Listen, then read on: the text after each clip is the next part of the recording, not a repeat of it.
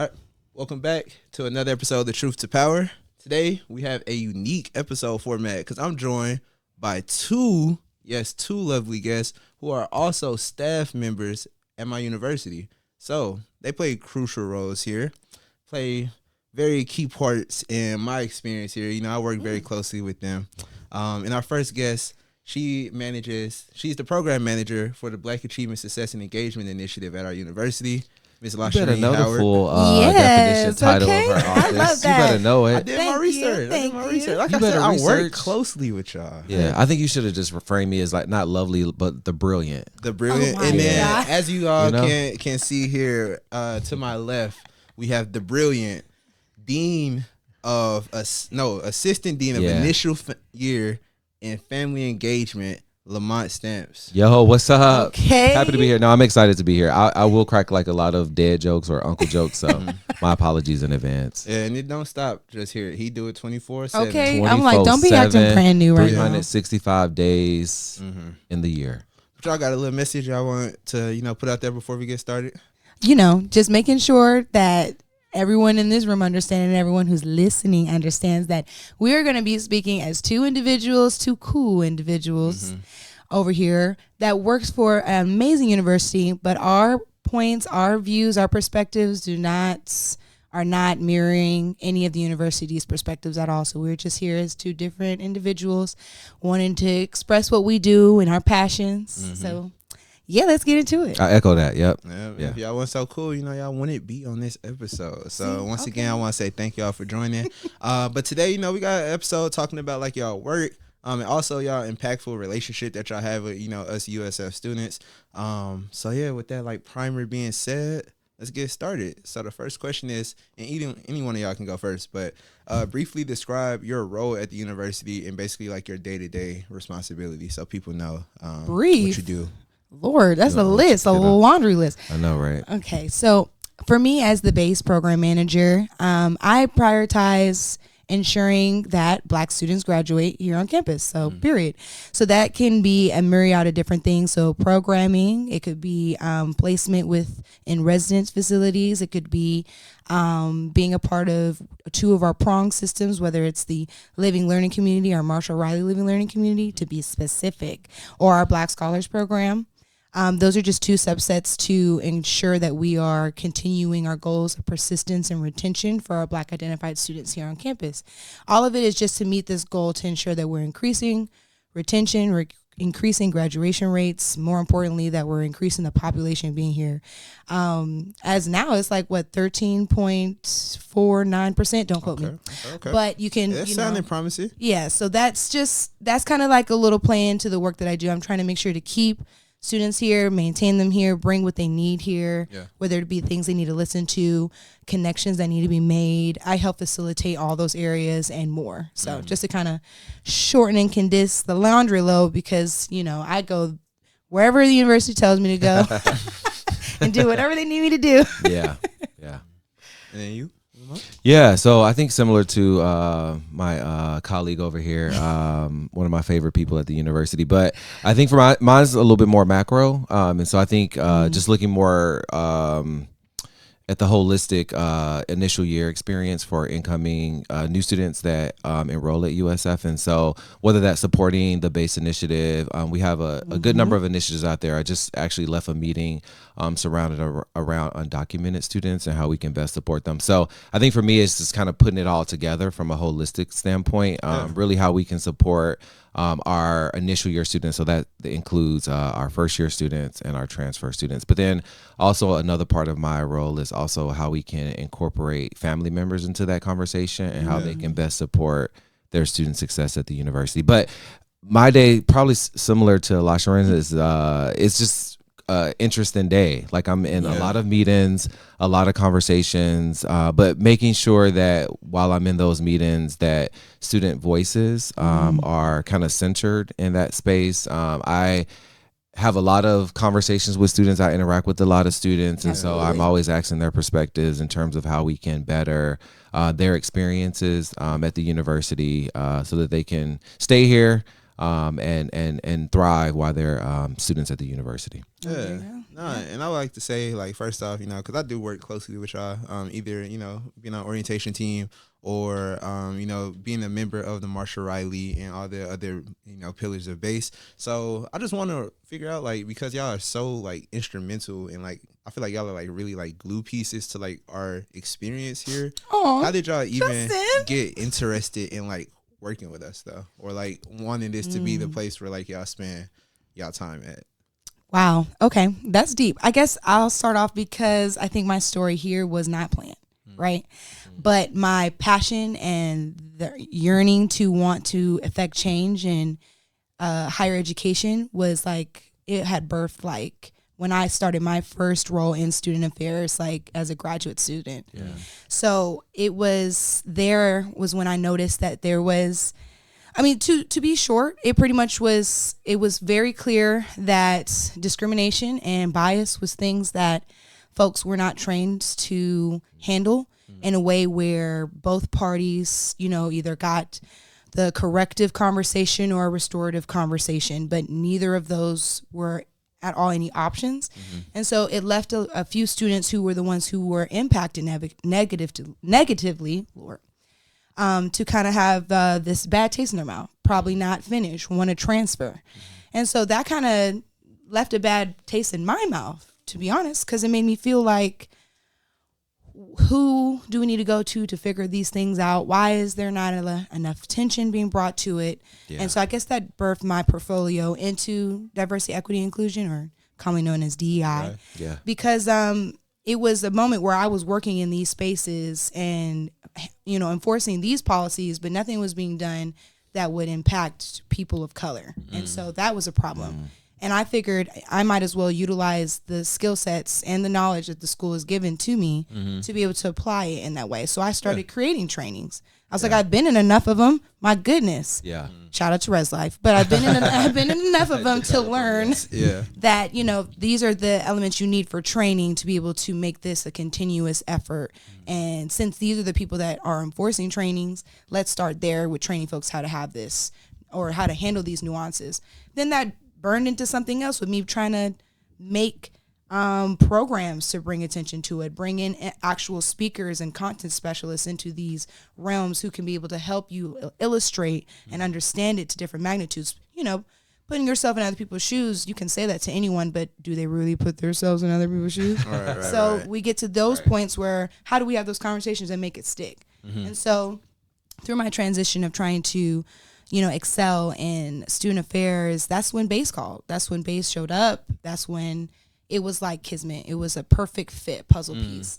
It was just a moment for me to be like, this is definitely on the track of where I was trying to go, where I can be able to do all of those things and not bring it up in a space where it's a taboo or a touchy subject. Yeah. Like my leadership is amazing at being able to recognize that these are the scopes that we should be interested in, and we should be, 10 toes down to go and bring to light, put money into to bring to fruition, or help our students to be able to bring down the barrier. Whatever those are, team is definitely on support with trying to make sure that's accomplished. So that's kind of how my story kind of went into it.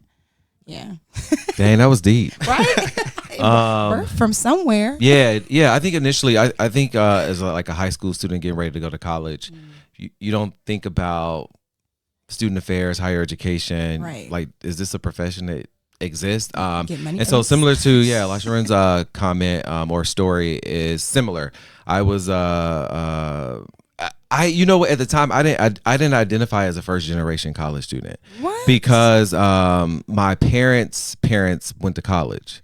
Oh. And so it's kind of like a gap. Like my parents decided to go to professional school. So like my dad is a truck driver and my mom, she's a beautician, cosmetology and all of that fun stuff. So they like did a different route, which was like, they were, super successful and, being the youngest of six, it was interesting because like I'm the youngest, and so my You siblings were the youngest of 6? I am the youngest of 6, yeah, and so you can tell. That's why You can tell. cannot tell. You can That's a so strong tell. I am personality such a for baby. 6. I am such. I want the attention. I'm Actually, no, loud and I I crack jokes. I And can't tell. yeah, you can so Now that you tell. break it down, And if you see me around my siblings, like they be like, ignore him. I was about to say, Yeah. I can see it now. Yeah, you I can totally see it. I feel Totally like see you it. used to get away with a lot of stuff.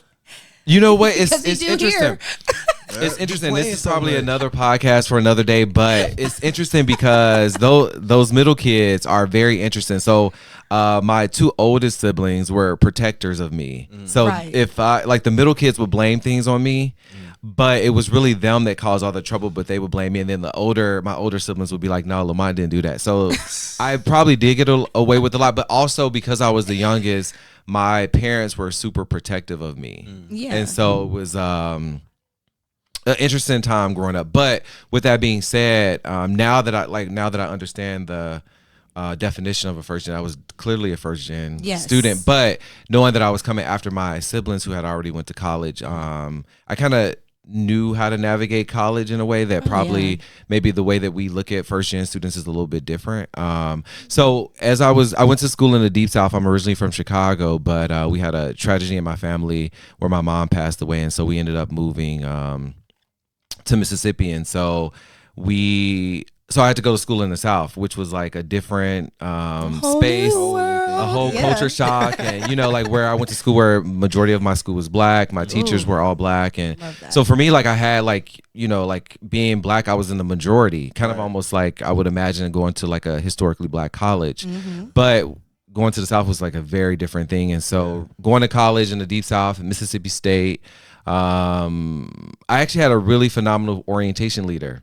And she was pretty cool. I still know her, still have her, know her name and see it like it was yesterday. And so from there, I wanted to be an orientation leader. And that's the reason why I work in this in orientation now, was because I just really enjoy the impact you can have on a student, especially an incoming student at the most vulnerable state in college. And so became an orientation leader. I was the only black guy on the team. Wow. It was wild, but it was such a great and rewarding experience for me that the director of orientation was like, Lamont, I think you'll be really great at higher education and student affairs. And I had already knew going into college that I wanted to do something in education. And so it was just the perfect fit, the perfect time, and just the perfect opportunity. And so similar, I was super involved in college. I joined the greatest fraternity out there, Alpha Phi Alpha Fraternity Incorporated. Hold on a second. Don't- First don't fam in the forget- house, don't first fam.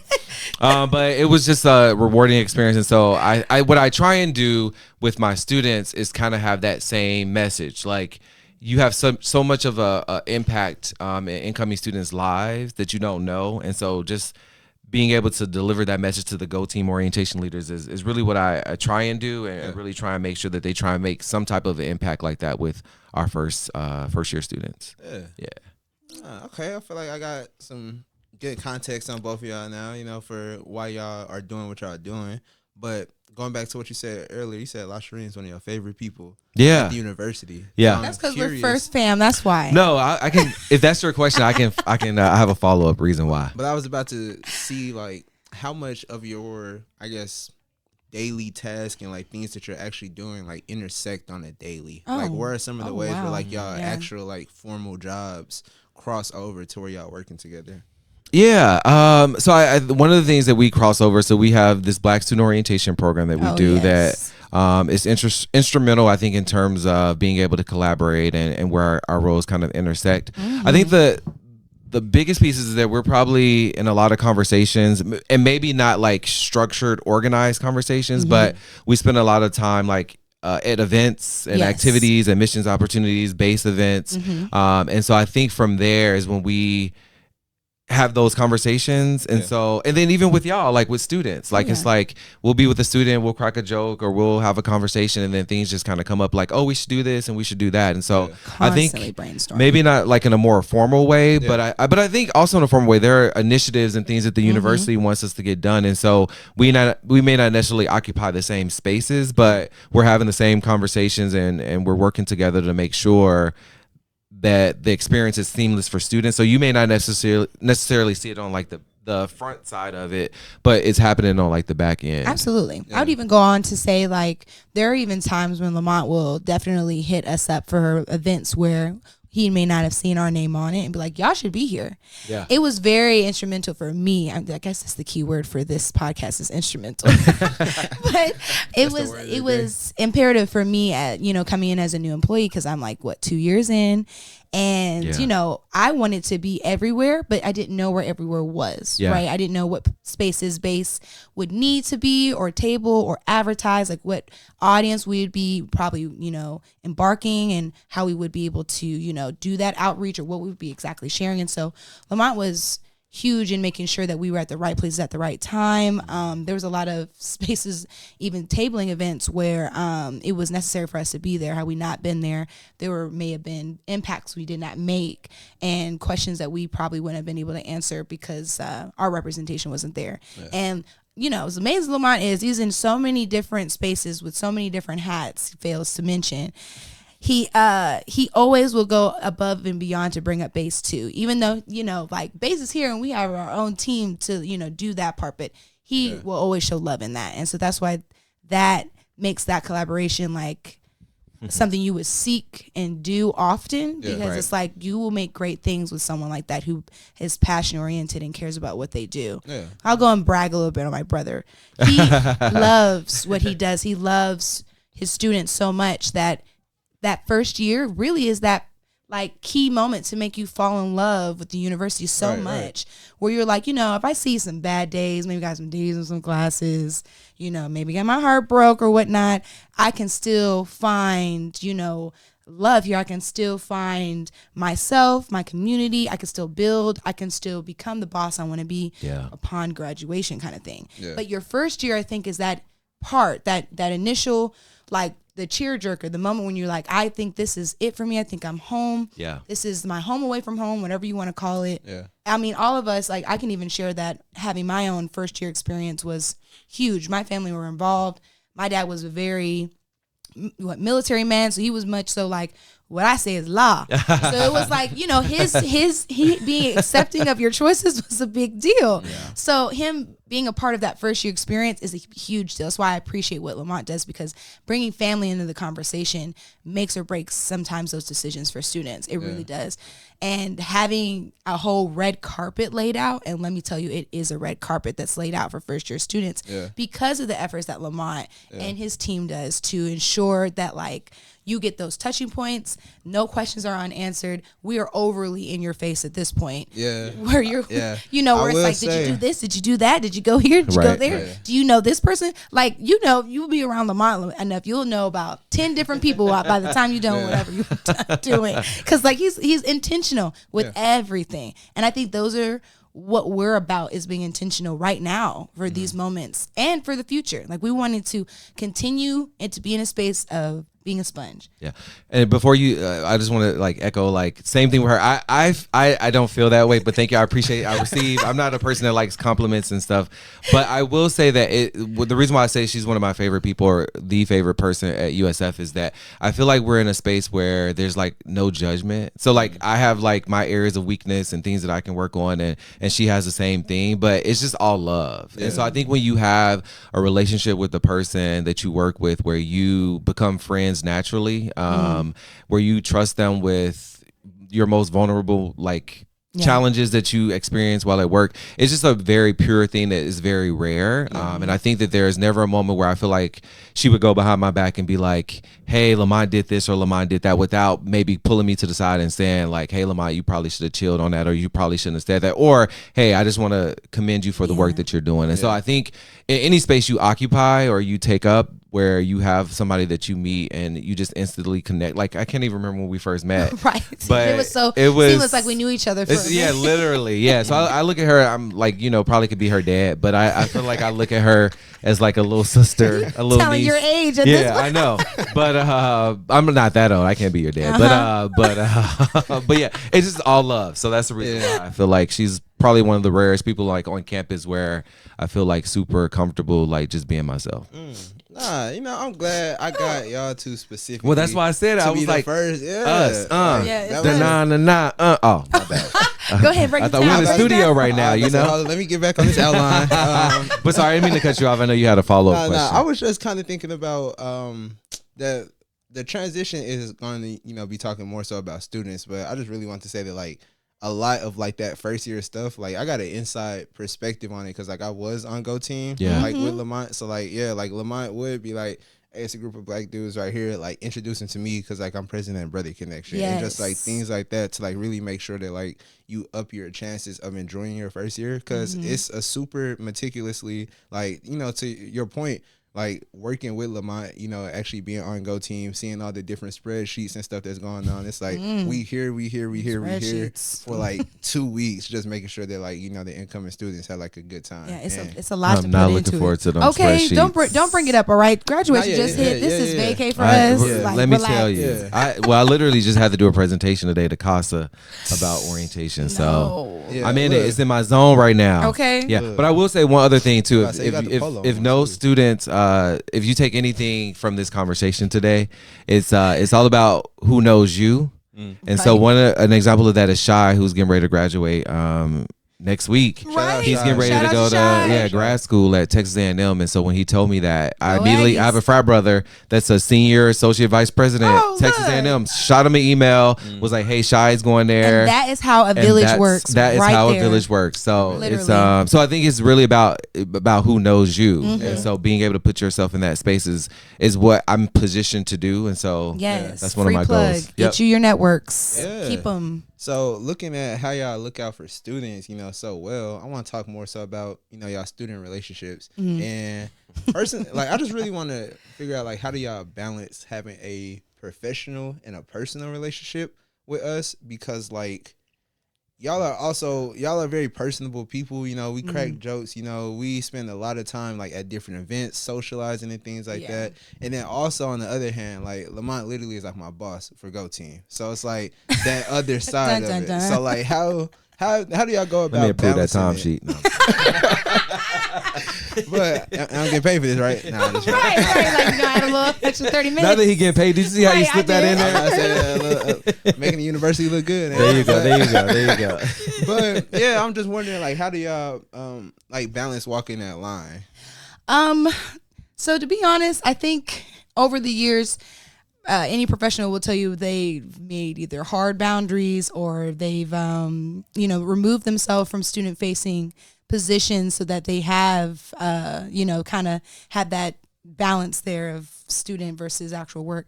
For us who are so focused into student-centered, I think, how do I put it? I think there's a fine line. I think y'all come in with common sense of how to, communicate with professionals, but then when you start noticing the cool ones like us, I think it kind of just is situational, really. I haven't had any situations where I had to be like, hey, I ain't your friend. I'm just playing.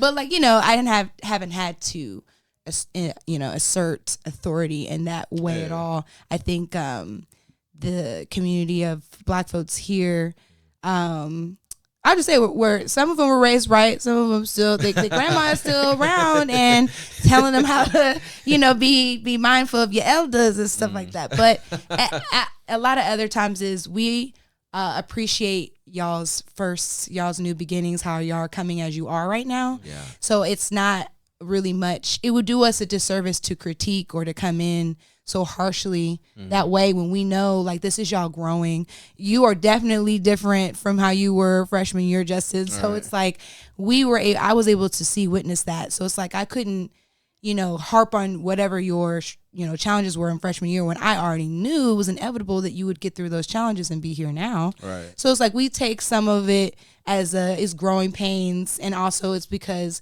we're gonna love on y'all, take y'all under our wings anyway, and help you develop into who you want to be. And then we're gonna appreciate those emails in the future of, hey, I really got through a lot of stuff because of you and you having grace on me. Thanks. And I can't wait for those emails. I really can't, because literally I know that I held my tongue in some situations, and just authentically, there was some conditions, but loved nonetheless, Yeah. Yeah, I mean, I'm a lot older now than college students, and so Lasharin, you probably get a lot Yeah, a more of little that bit, now in terms yeah. of balance. So I think students know how to. It's a little bit easier for me now that I'm a little bit older.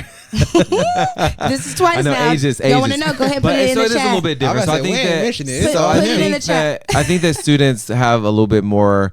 Put a little bit more respect on my name, being that like where I am. Okay.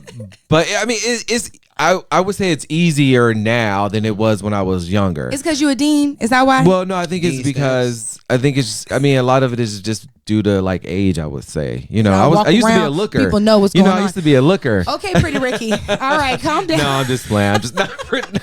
You got to edit this. Edit. But no, I'm just playing. But no, I think it's a little bit easier. I think the hard part though is when students have sensitive information that we have to report. And I think that balance is a little bit difficult to navigate because we do, you know, if it's a sensitive situation where, you know, we're mandatory reporters. And so I think that's where it gets a little bit complicated and where you actually really want to be there for the student, but you have to let them know, like, I have to report this up. And so sometimes that could be a little bit difficult, but I think it's just natural. I think that there hasn't, like, to Lasharin's point earlier, I think it hasn't really been that challenging for me. As of recent in terms of being able to balance that relationship with students. I also think I think it's recognizing that, I mean, it's unique. We're some rare relatability from both of us being from southern areas out of state. So it's like students are looking for that more than ever, and they are looking for their uncle and their aunties on campus to kind of be those, or sisters, you know, cousins or whatever they need. Kind of thing. Like big cousin. Big cousin. What does Kristen call me? Uncle Ron? Yeah, that makes it very accurate for you. He's like, what up, Uncle Ron? Look, but it's just like, you know, bringing it back to the sake of, like, sometimes you need somebody here to kind of just, you know, be that, you know, safe space pretty much. And I think it's just recognizing we have a lot of students that aren't from here, don't have roots out here, don't have any family out here. It's just them. And so if I got to be your family, that's fine. One, I welcome it with open arms. And two, I want you to be successful. So if that keeps you here, keeps you coming to my office, then it's going to be open for when you come. So for those of y'all who be stopping by for lunchtime, it'll still be here open for y'all. But y'all I'm gonna have to start taxing now. I need the seaweed, taxing. Man. I need you to just bring the seaweed. Bring me some aloe vera. That's it. That's, you know, that's my taxing now. Yeah. Okay, that makes sense. I think that's not bad. I also think that's the fun part about working in student affairs too, is that we do have the ability to, like, form those, like, close relationships and bonds with students. I think the challenge for me now is that I'm in so many meetings now on the admin side that it's really hard because, you know, even when I was, like, out there, when you were out there in Privet Plaza, when you, like, do your little reflective moments, and I have that time when I just come out there and check with you. I would love to be able to stay out there longer and just, like, you know, shoot the breeze, chop it up a little, whatever. But it's hard because the next thing I'm thinking about, sometimes it's hard for me to be in the moment. Because it's always me thinking about, I got to follow up to this email, or I got to submit this report or something like that. And so for me, I would love to be able to, I love that I'm still somewhat student facing, because as you move up, you know, the chain, that direct connection with students is not there. And so for me, the moments that I do have that opportunity just to kind of chop it up with students is the most gratifying part of my position, because you have that opportunity to connect with them in a, like, a just kind of a chill way, not like Lamont the assistant dean or Lamont whoever. It's more like Lamont the person, Justin the person, Lasharin the person. Right. Absolutely. Yeah.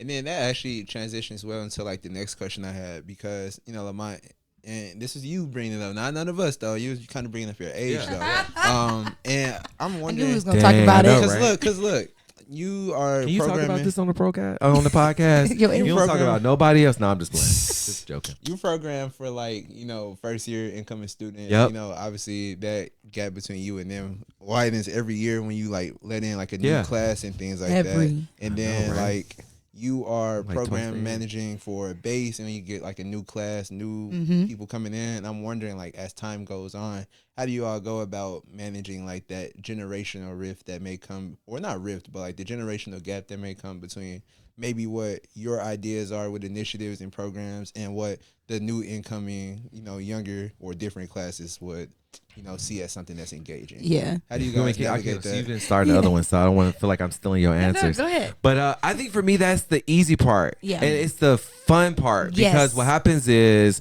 like, I have those conversations with students. So with like our Go Team orientation leaders, with just random students that I meet across campus. So I actually ask for their feedback. So Okay. before I make an executive decision or any change, is really based off of, and what I mentioned earlier is really based off what students tell me. So what the students' experiences are, and kind of like what the best practices and research is out there as it relates to student development, is really what I go off of, and what other universities are doing to best support their students. So for me, regardless of the generation, like, I mean, I have nieces and nephews that I talk to. I have, family members, but I think it's really based off of what are the USF students telling me. We do a good number of like surveys, and we have like the student success survey that we kind of use and lean on to really get like that qualitative data that students are telling us about like their experiences. And so that really helps to inform my decisions as an administrator in terms of what impact and what changes we want to make for our program. So for me, I love it.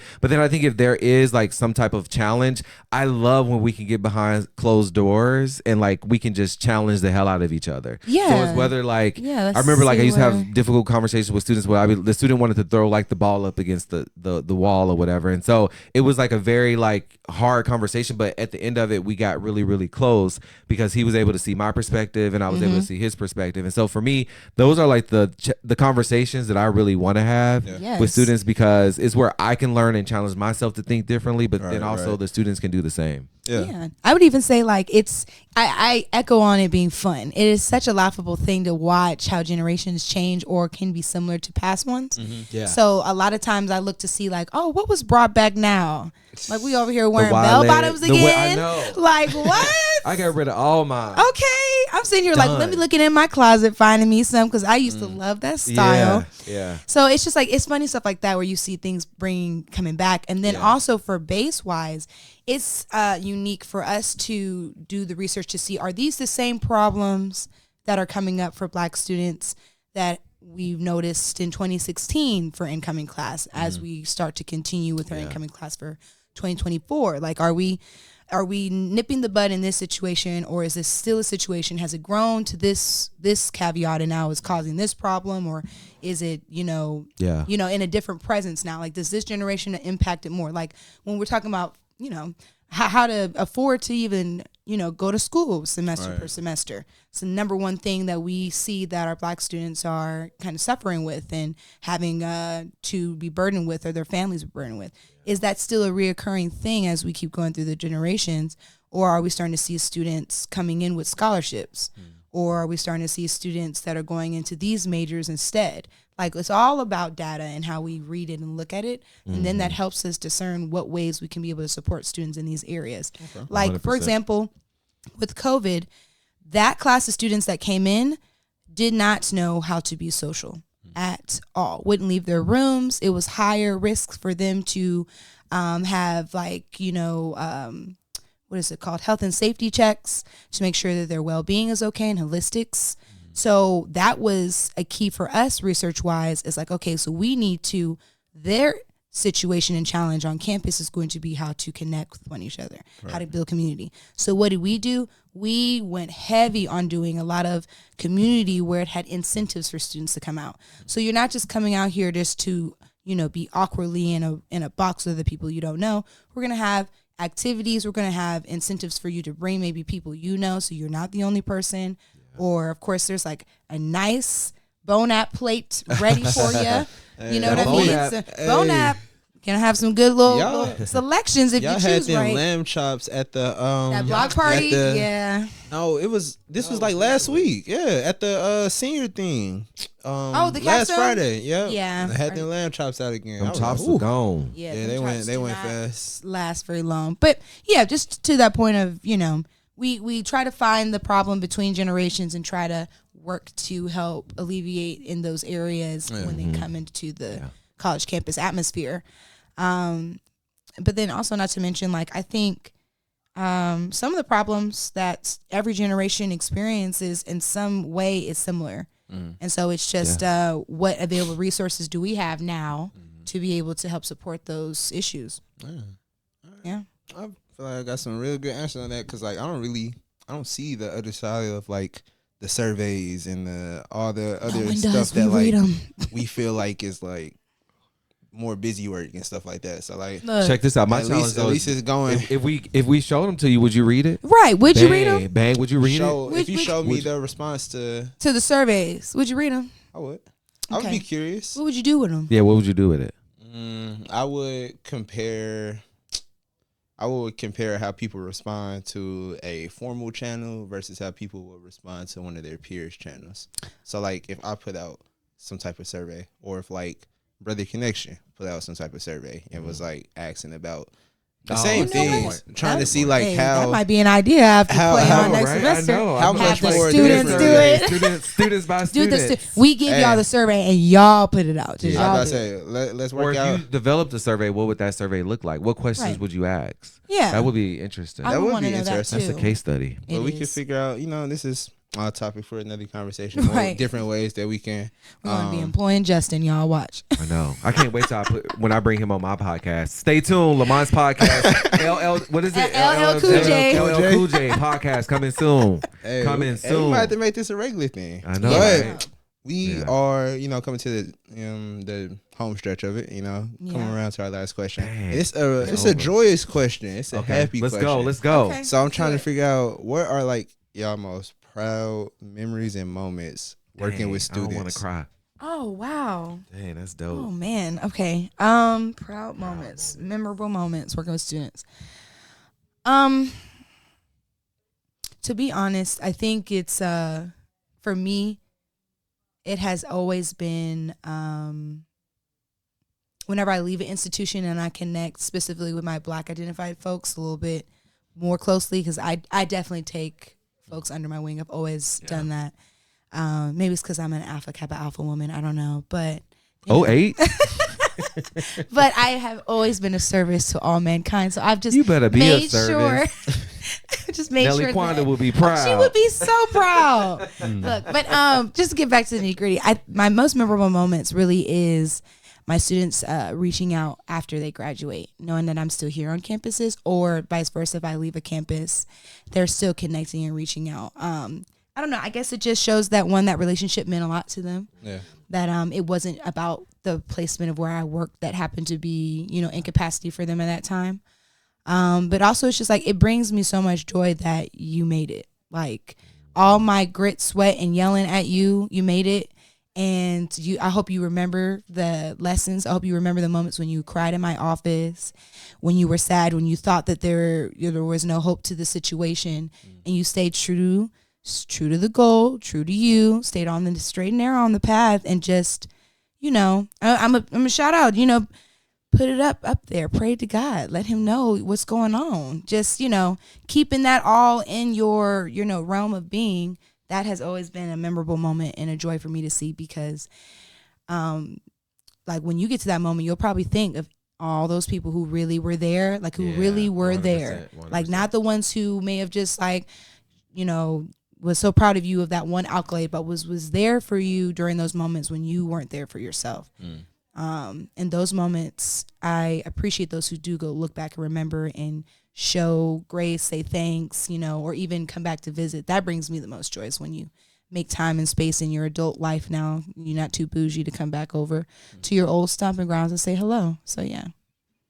What's that? Nina Simone, birds flying high. You know how. Now I'm playing. You know how I feel. It's a good day. I think we used to have this terminology in student affairs where when students like receive like this aha moment, and it's like when they realize like, oh, I got this. I got this. We gonna be all right. But I think for me, it's that moment. So it's not necessarily about me. I always like remove myself, which is so funny because there was a student, and I won't say her name, but she mentioned to me 2 days ago, and she was like, Lamont, I'm concerned about you.